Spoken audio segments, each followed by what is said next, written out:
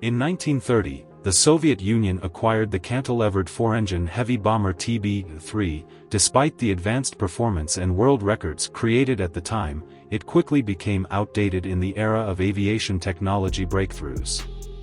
Soon after, the Soviet Union began designing its replacement, the Polikarpov DB-A long-range heavy bomber. Led by chief designer Polikarpov, the team made significant progress in the overall design of the DB-A due to advances in technology and materials. The aircraft became more streamlined, with retractable landing gear and smooth aluminum skin. The movement of flaps, landing gear, bomb bay doors, and turrets were all controlled by the pneumatic system. The DB-A had large wings with considerable thickness, a characteristic of Soviet large aircraft design at the time.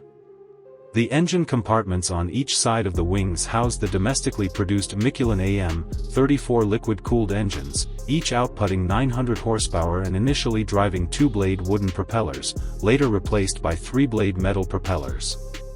The engines also powered an air compressor to provide compressed air for the onboard starting equipment.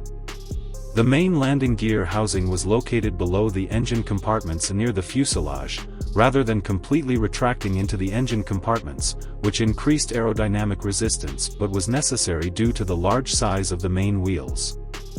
The four engines allowed this large aircraft, with an empty weight of 16,150 kilograms, to reach a maximum speed of 316 kilometers per hour and a maximum altitude of 7,730 meters.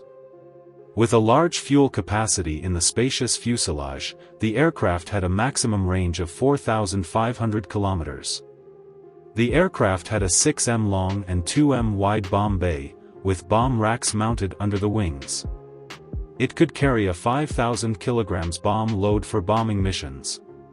The aircraft's defensive armament included a turret with a 20 mm cannon on the rear fuselage, as well as three 7.62 mm machine guns mounted on the nose and fuselage. The first prototype of the DB-A took its maiden flight in 1935 and, after a period of optimization, had achieved reliability. In August 1937, the Soviets had a bold idea to fly this prototype on a long-distance flight over the Arctic Circle, from Moscow to Fairbanks, Alaska, covering a distance of 8,840 kilometers. To achieve this, the aircraft had to be extensively modified to carry more fuel, resulting in a takeoff weight of 34,700 kilograms. Unfortunately, the aircraft went missing after flying for over 14 hours and its fate remains unknown. In 1936, the Soviet Union produced a second prototype, named DB-A, which featured some improvements over the first prototype. By the end of 1937, the Soviet Union had ordered 16 bombers, but only 12 were produced due to the appearance of the more advanced PE-8.